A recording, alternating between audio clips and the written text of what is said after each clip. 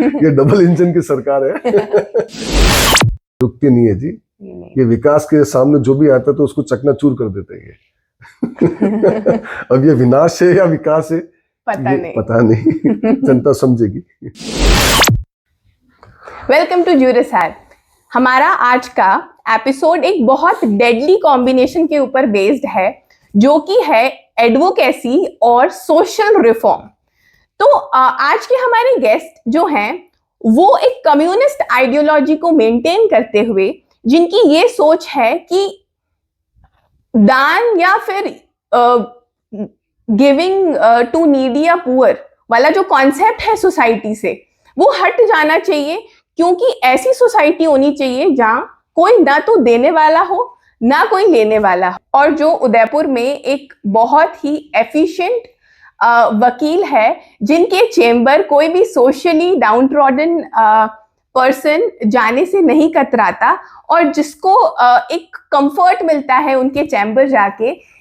Down trodden society और economic backward people, वो जैसे कि स्ट्रीट वेंडर्स या लेबर क्लास, कोई भी ऐसा जो ना इकोनॉमिकली डाउनवर्ड फील करता है इनके चैम्बर में, ना ही किसी भी तरीके से इमोशनली कि हमको शानवे कर दिया जाएगा, ऐसा नहीं है। तो आज हमारे साथ है एडवोकेट राजेश सिंघवी सर, जो कि कम्युनिस्ट लीडर और advocate. Thank you so much sir हमारे साथ जुड़ने के लिए। शुक्रिया मारिया। सर, ये जो आपकी आइडियोलॉजी है एडवोकेसी और कम्युनिज्म, तो सर हमको पता चला है कि आपने एमएससी किया, तो सडनली ह्यूमन बॉडी से ह्यूमन सोसाइटी तक का ये ट्रांसफॉर्मेशन कैसे? सर आप थोड़ा सा एनलाइटन करिए। ह्यूमन बॉडी और ह्यूमन सोसाइटी दोनों मिली हुई है, अलग अलग नहीं है। और दरअसल जो ये बात आप कर रहे हैं कि एडवोकेसी और पॉलिटिक्स कैसे साथ चलती है, कम्युनिस्ट कैसे साथ आप मेंटेन कर पाते हैं, तो आप हमारे देश की आज़ादी का इतिहास भी देखें या उसके बाद भी लगातार आप प्रेजेंट सिनेरियो भी देखें। अधिकतर जो लोग हैं, चाहे जो सत्ता में रहे हों चाहे विपक्ष में रहे हों, तो वो अधिकतर वो एडवोकेट ही रहे हैं। और मैं ये समझता हूँ कि एडवोकेट की एक रेस्पॉन्सिबिलिटी है सोसाइटी के लिए कि वो न्याय की जो बात हम लोग करते हैं, जिसमें हम लोग कहते हैं एडवोकेट है वो न्याय दिलाने का काम करता है, तो पॉलिटिक्स भी है वो एक तरह से न्याय दिलाने का काम करती है। और जब जो पॉलिटिक्स फेल हो जाती है, तब मुझे लगता है कि अदालत जाने की जरूरत होती है। सर, तो जनरली अभी जिस तरीके से सिनेरियो है कि जो केस आए वही ठीक, बट आपकी वकालत जो कि हमारे यंगस्टर्स को भी इंस्पायर करेगी, उसमें सर स्पेसिफिकली उन्हीं स्पेसिफिक केसेस को लेना, लेबर डिपार्टमेंट से लेके और कलेक्टर को रिप्रेजेंटेशन देने तक, स्पेसिफिकली लेबर्स के लिए काम करना और स्पेसिफिक एक ही स्ट्रीम आइडियोलॉजी पे चलना, सर ये वकालत में कितना डिफिकल्ट रहा आपके लिए? या नहीं, मैं ये समझता हूँ कि अगर बेसिक जो है किसी के, आप क्या समझते हैं ये देश कौन चला रहा है? मैं ये समझता हूँ मजदूर और किसान चला रहे हैं। हम अपनी एक रोल अदा कर रहे हैं, हम जो दूसरे लोग हैं वो रोल अपना अदा कर रहे हैं। तो उनके साथ काम करना, मुझे लगता है कि वो मुझे एक सम्मान दे रहे हैं कि वो मेरे पास आ रहे हैं। जो काम एक तरह से जो सोसाइटी का है या जो पॉलिटिक्स का है, जिनकी जिम्मेदारी थी कि उन तक ये प्रॉब्लम नहीं हो, लेकिन मैंने बताया जैसे पहले भी कि वो फेल हो चुका है, इसलिए वो आना होता है। जहाँ तक आप बात कर रहे हैं लेबर क्लास में काम करने की, तो एक कम्युनिस्ट जो आइडियोलॉजी है वो भी दरअसल एक समानतावादी समाज व्यवस्था की है, जिसमें सब समान हो। कहने को ये लगता है कि नहीं समान कैसे हो सकते हैं, तो मुझे लगता है कि ये अमानवीय बात है कि आप समान नहीं हो सकते, ये आप कह दो। क्योंकि ये अगर किसी भी आप रिलीजन में भी जाते, धर्म में भी जाते हैं, तो उसमें सब में समानता की बात कही है, लेकिन ये समानता कैसे आएगी ये किसी धर्म ने नहीं बताया है, जहां तक मैं सोचता हूँ। सबने, जैसा आपने शुरू में कहा था, दान दो, सभी धर्मों में कहा है, लेकिन मेरा ये सवाल है ऐसा क्यों धर्म ये क्यों नहीं बताते हैं कि कोई दान देने वाला ना रहे, कोई दान लेने वाला ना रहे? जैसा कि भगत सिंह ने अपनी एक आइडियोलॉजी में कहा था, अपने एक स्टेटमेंट में कहा था, हम ऐसे समाज व्यवस्था बनाना चाहते हैं। तो मुझे ये लगता है कि हम एक बेहतर दुनिया बना पाए, बेहतर देश बना पाए, बेहतर इंसान बना पाए, और मैं खुद भी बेहतर इंसान बन पाऊँ। मुझे लगता है उस प्रोसेस में हम लोग चलेंगे तो शायद एडवोकेसी के लिए भी हम लोग न्याय कर पाएंगे। जहाँ तक आप बता रहे हैं कि जूनियर एडवोकेट्स के लिए क्या क्या किया जाए या वो क्या सोचते हैं, वाकई में बहुत चैलेंजिंग प्रोफेशन है। और मुझे ये 31 ईयर्स हो गए हैं इस प्रोफेशन में, और जब मैं गया था तब उदयपुर डिस्ट्रिक्ट कोर्ट में 300 एडवोकेट्स होंगे लगभग। तब भी ये सवाल था कि भाई इतने एडवोकेट आप अपनों कैसे सर्वे करेंगे, और आज 3000 हैं रजिस्टर्ड उदयपुर शहर में। तो ये सवाल आज भी है। तो मैंने ये महसूस किया जब 300 में सर्वे कर गए थे, तो आज 3000 भी हैं तो भी सर्वे करने वाला कर सकते हैं। और मैं ये समझता हूँ 3000 तो बहुत कम है। इस उदयपुर शहर में 10,000 भी एडवोकेट हुए तो भी ज़्यादा नहीं है। लोग कहते हैं एडवोकेट बहुत ज़्यादा हो गए, लेकिन जितना काम है, जितनी एक समझ आम लोगों में अगर अपने अवेयर हो अपने राइट्स के प्रति, तो मुझे लगता है कि 10,000 लोगों के जो एडवोकेट होंगे उनके पास भी इतना काम होगा कि कोई कोई कोई ये प्रॉब्लम नहीं होगी कि उसके पास काम नहीं है। अब ये बात जो है कि शुरू में कई लोग ऐसे होंगे आपके सामने जो आपको कहेंगे नहीं आप नहीं चल सकते हो, कैसे चलोगे, कैसे करोगे। लेकिन मैं ये समझता हूँ कि मैंने जो कुछ पाया, शायद मुझे लगता मैंने कुछ नहीं पाया है, लेकिन अगर लोग ऐसा समझते कुछ पाया है, तो मैं 2 चीज में मैंने फोकस किया है। या ये कह सकते हैं कि वो पता नहीं वो आदत बन गई है। एक तो डिसिप्लिन और एक कमिटमेंट। अगर आप डिसिप्लिन और कमिटमेंट में हैं तो जितना आप शायद जानते हैं लोग के बारे में, या और भी मुझसे ज्यादा लोग कई जानते होंगे, लेकिन शायद कहीं ना कहीं उनमें उनका कोई तालमेल शायद कमी रही होगी। तो मैं ये समझता हूँ जिस दिन से मैंने वकालत शुरू की और टिल डेट आज तक जो मैंने जिसको जो टाइम दिया है, मैं उस समय उसके पास मौजूद था या उसको मैंने समय दिया है। तो और जो भी काम है उसको अगर हम लोग कल पर टाल देंगे तो जो कल जो काम आएगा उसके लिए आप क्या करेंगे। तो मेरा यही जो जूनियर्स एडवोकेट्स आ रहे हैं उनके लिए कहना, उनमें सब में खूबियां हैं, जो खूबियां हम सोच भी नहीं सकते। टेक्नोलॉजी में है या और कई तरह के समझने में है, लैंग्वेज पे उनकी पकड़ के मामले में है, वो बहुत बेहतर है जो सीनियर एडवोकेट होंगे या हैं। लेकिन एक जो आज का जो दौर चल रहा है, कहते हैं ना कैपिटल जो सिस्टम चल रहा है हमारे देश में, दुनिया में, जिसको पूंजीवादी सिस्टम बोलते हैं, जो लगातार तेजी से बढ़ रहा है, तो वो अपनी एक संस्कृति भी लेके आता है। तो वो होता क्या है, जो सोसाइटी का इतना प्रेशर है जो हमारे जमाने में 30 साल पहले नहीं था, कि भाई आप कैसे सर्वे करोगे, ठीक है दाल रोटी मिल रही है ना, चल जाएगा, हो जाएगा। सबको BMW चाहिए। राइट। वो है, वो मिल जाएगा उसको, अगर उसने फोकस किया मुझे चाहिए ये, तो मिल जाएगा। और आप शॉर्ट टर्म एडवोकेसी नहीं करें। कई बार हम लोग देखते हैं जो जूनियर भी हो या चाहे सीनियर भी हो, कई इस तरह की प्रैक्टिस है, मुझे लगता है वो शायद उसको मॉरली सही नहीं कह सकते, या वो इथिक्स के खिलाफ है, जो एडवोकेसी उसकी इथिक्स के खिलाफ है, लेकिन उसके बावजूद भी करते। लेकिन ये जो प्रोफेशन है, इसमें सबसे खूबसूरत बात क्या पता है आपको? इस प्रोफेशन में, शायद मैं कह सकता हूँ डॉक्टर के प्रोफेशन में होगा, ये दोनों ही प्रोफेशन ऐसे हैं जिसमें इनकम विथ ऑनर है। राइट।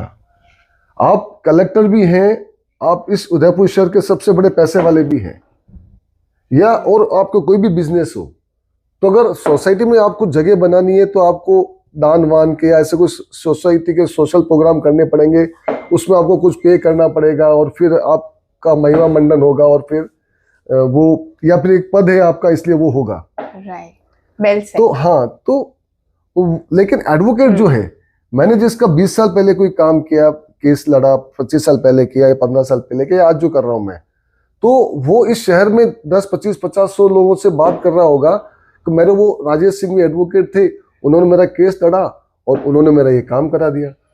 तो वो पीढ़ी दर पीढ़ी मतलब वो चलता है। जैसे हमारे फैमिली में एक एडवोकेट थे, तो आज तक उनका नाम चलता है कि वो एडवोकेट थे, ऐसे। तो ये जो इनकम के साथ ऑनर है, मुझे लगता है हमें और कोई अलग से प्रयास करने की जरूरत नहीं है। ये प्रोफेशन ही हमारा ऐसा है कि जिसमें सोसाइटी में हम अपनी एक जगह बना सकते हैं, और सबसे बड़ा एक सेटिस्फेक्शन भी है कि जो एक नीडी आदमी आया, जो एक परेशान इंसान आया है, उसके चेहरे पे आपने हंसी दी, उसको एक तसल्ली दी है कि नहीं ये काम हो जाएगा, ऐसे हो जाएगा, थोड़ा आप धीरे रखो।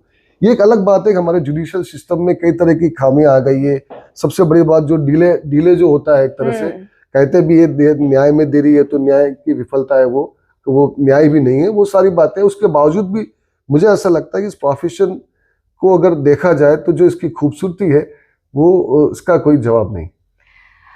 तो सर जैसे बाय टाइम एडवोकेसी के बाद या एडवोकेसी के साथ साथ ये जो कम्युनिस्ट आइडियोलॉजी फॉर्म हुई, ये किसी स्पेसिफिक इंस्टेंसेस से हुई या अपब्रिंगिंग से या कुछ, मतलब ऐसा कुछ? मैं बताना चाहूंगा, मेरे जो फादर है वो कम्युनिस्ट पार्टी में हॉल टाइम रहे थ्रू आउट लाइफ हो, और उदयपुर शहर में बहुत सारे उन्होंने ऐसे काम किया है जो शायद सत्ता में रहकर भी उनको लोग इतना याद नहीं करेंगे या करते होंगे जितना मेरे पापा को लोग याद करते हैं आज भी, और आगे भी करेंगे। एक तरह से वो अमर हो गए, क्योंकि उदयपुर में जो गरीब लोग थे जिनके पास घर नहीं था, उनके लिए जमीन और उनके लिए मकान के उन्होंने जो लड़ाई लड़ी, जो ट्राइबल एरिया में जो वेट वेगार यानी जो कुछ भी उपज हो रही है खेत में, उसमें कुछ हिस्सा जो है वहाँ के सामंतों को देना होता था। तो वो जो उन्होंने लड़ाइयाँ लड़ी, उस पर उन पर हमले भी हुए जानलेवा, लेकिन फिर भी उन्होंने उस मजबूती से उसको पकड़ रखा। तो वो जो एक बैकग्राउंड था मेरे साथ एक ये बैकग्राउंड था। उसके बाद स्टूडेंट लाइफ से भी हम लोग जो SFI है, जो आइडियोलॉजिकल लेफ्ट को ओरिएंटेड करता है, उसके साथ भी मैं जुड़ा, और उसके बाद जो अलग अलग जो ऑर्गेनाइजेशन है उसमें काम करता हूँ। और अभी मैं प्रेजेंटली जो ट्रेड यूनियन है CITU, उसमें भी मैं जो है कोऑर्डिनेटर यहाँ उदयपुर का। तो एक लगातार एक वो भी रहा कि मैं उस आइडियोलॉजी से जुड़ा रहा, और मैं ये समझता हूँ कि कम्युनिस्ट आइडियोलॉजी है जो वो एक न सिर्फ एक बेहतर सिस्टम बनाने का एक वो मॉडल है, और एक इंसान को बेहतर बनाने का भी एक तरह से मॉडल है। अगर उसको आप प्रिंसिपली उसको लागू करें तो ये एक अलग बात है कि आज के इस दौर में अगर हम लोग जिसको बोलते हैं ना कि बड़ा मुश्किल है, लेकिन इंसान बेहतरी, हर इंसान अच्छा है। इस प्रकृति ने जो भी इंसान बना है, जैसे हम लोग जैन धर्म की बात कर लें तो जैन धर्म में या किसी भी धर्म में, कई धर्म है, सभी धर्मों में मुझे लगता है जो चाहे वो मौलाना हो जैसे इस्लाम में, या चाहे जैन धर्म में जैसे महाराज जो होते हैं, महाराज हो, या और अलग अलग धर्म में अलग अलग जो धार्मिक जो गुरु होते हैं, उनके लिए सोसाइटी की ओर से एक सुरक्षा होती है। आप मतलब बीमार भी होंगे, आपके खाने के भी है, आपके आवास की भी है, आपके कपड़ों की भी, सब चीज की उनकी व्यवस्था होती है। तो आमतौर पे कुछ अपवाद हो सकते हैं कि उनमें बुराइयां आएंगी, उनमें कुछ होगा, लेकिन वो एक अच्छे इंसान होते हैं क्योंकि सोसाइटी की ओर से उनको एक प्रोटेक्शन है। राइट। लेकिन हमारे जो भी सोसाइटी है, जो कैपिटल सिस्टम जिसकी मैं बात कर रहा हूँ, दरअसल उसमें आपके नुकसान पे मेरा फायदा है। हाँ। और जो सोशलिस्ट सिस्टम है उसमें सबके फायदे में सबका फायदा है, उसमें किसी का नुकसान के ऊपर डिपेंड नहीं कि मेरा फायदा है उसमें। तो ये जो एक आइडियोलॉजी है, मुझे लगता है कि ये इंसानियत की आइडियोलॉजी है।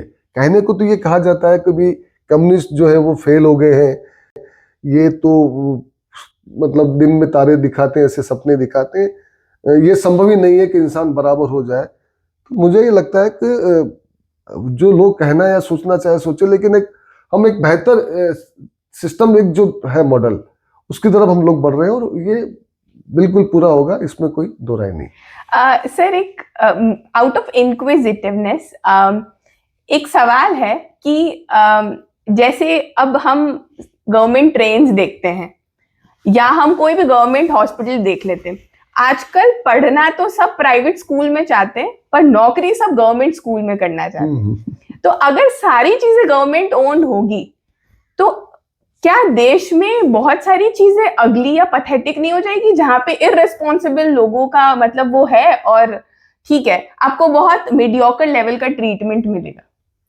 नहीं, ये जो सारे सवाल है वो दरअसल कैपिटल सिस्टम के हैं। दरअसल जो पूंजीवाद है अपनी व्यवस्था के इस तरह के सवाल पैदा करता है।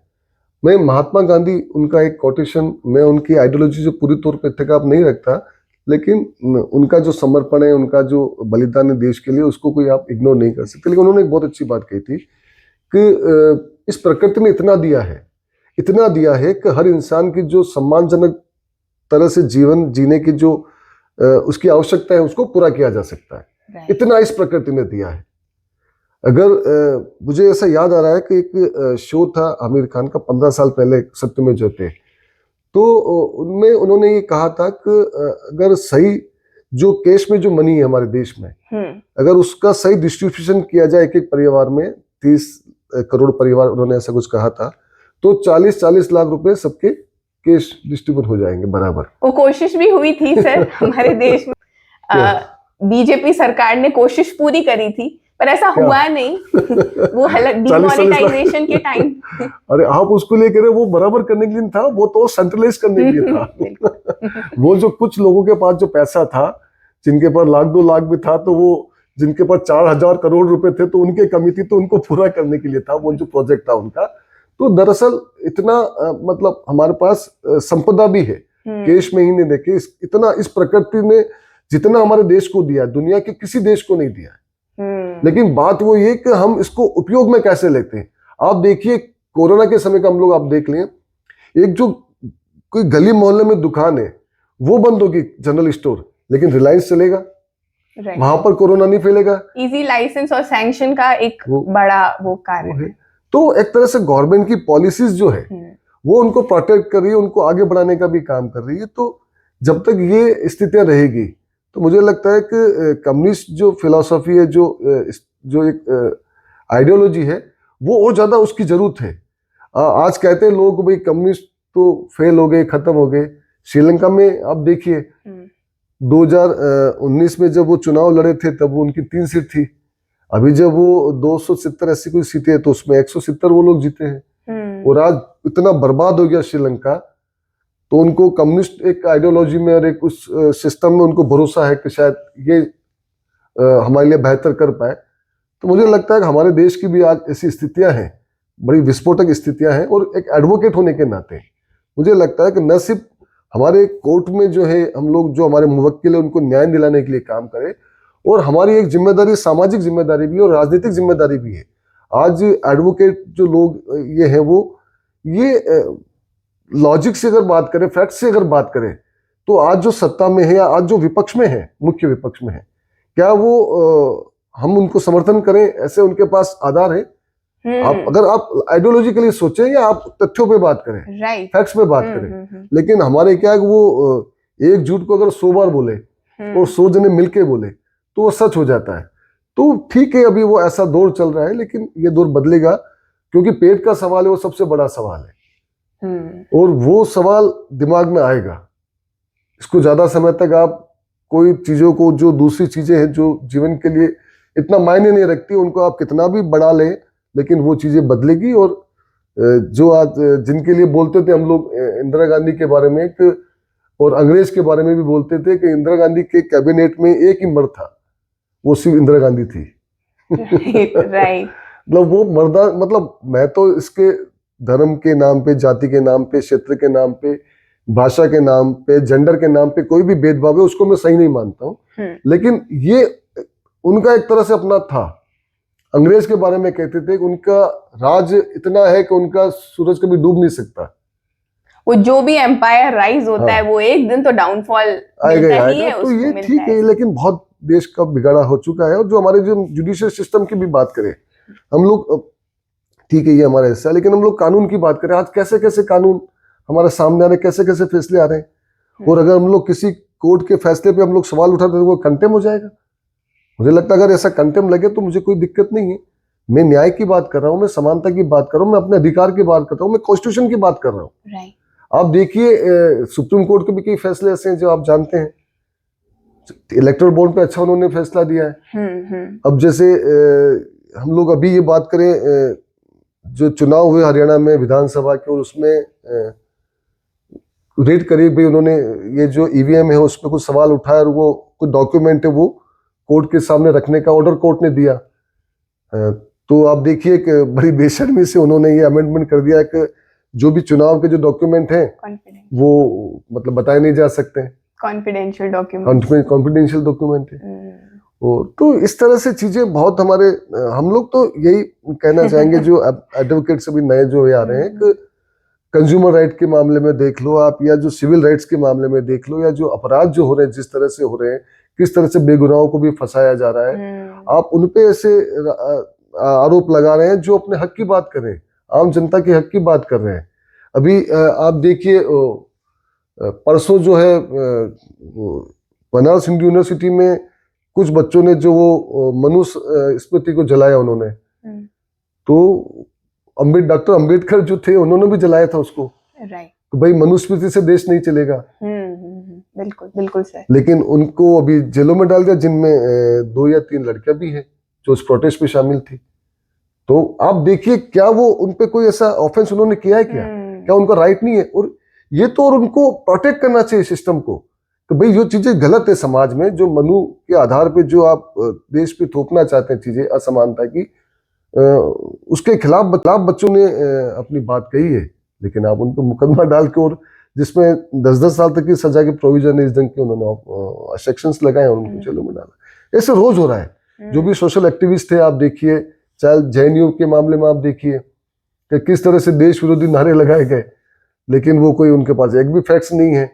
एडिटिंग करके बहुत सारी ऐसी चीजें होती है वो करके उन्होंने डाल दिया। तो हमारे एडवोकेट की ये जो जिम्मेदारी है, न सिर्फ हमारे प्रोफेशन के प्रति हम लोग जो हमारे क्लाइंट है उसके लिए काम करें, और हम लोग ऐसा सिस्टम भी बनाने में अपनी जो भूमिका है उसको अदा करें, जिससे हमारी जो आने वाली पीढ़ियां हैं या जो नए बच्चे लोग हैं उनको उनका बेहतर हम लोग समाज दे पाए। मैं ये समझता हूँ कि मेरे को जैसा देश मिला या मेरे को जैसी दुनिया मिली जब मैं पैदा हुआ, और जब मैं इस दुनिया से जाऊंगा तो बेहतर दुनिया में दे जाऊं।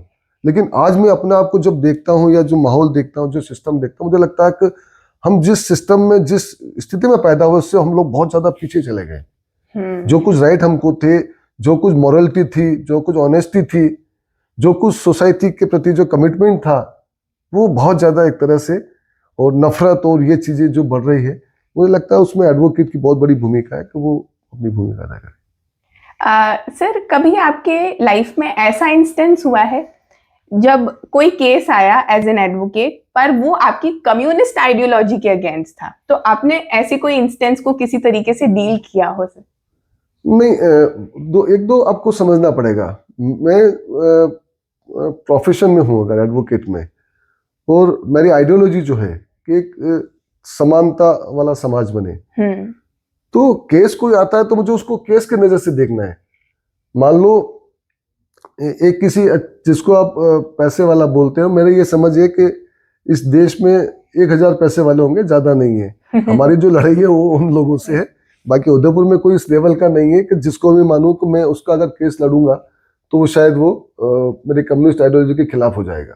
क्योंकि ये लोग भी, अभी जितने भी इंडस्ट्रियलिस्ट भी हैं यहाँ पर, इनके भी जो व्यापार के क्या हालत है वो मैं आए दिन इनसे सुनता रहता हूँ कि किस ढंग से कुछ लोगों के पास वो सेंट्रलाइज किए जा रहे हैं सारे बिजनेस है, जो कुछ कमाते थे। और आने वाले वक्त में जो आज बड़े बड़े इंडस्ट्रीज आपको नजर आ रहे हैं जो आपके सो कॉल्ड है, वो आने वाली पीढ़ी नहीं तो उसकी अगली पीढ़ी जो है वो कहीं न कहीं नौकरी मांगने के लिए भी संघर्ष कर रही होगी।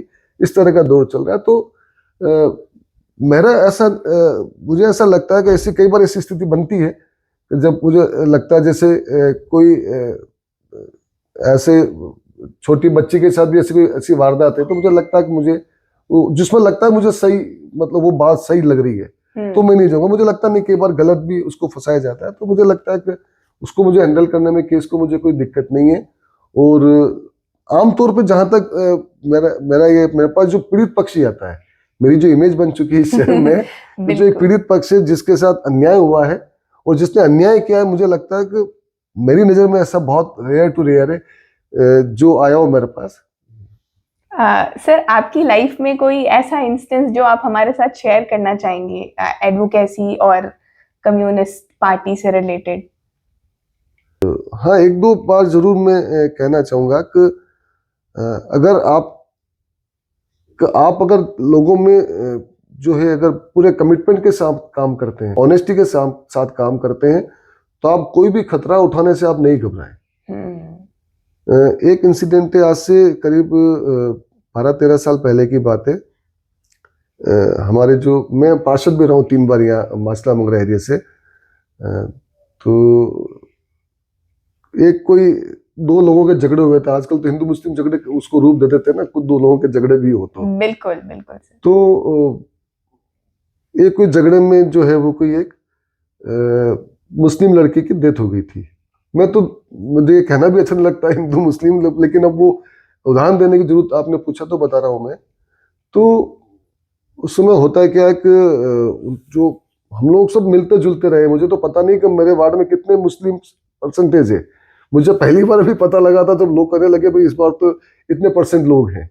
मुझे तो ये, मुझे पता ही नहीं है कि किस धर्म में किस जाति के लोग कितने हैं। मुझे लगता है मुझे अपना काम करना, तो काम करते उसमें कुछ है नहीं।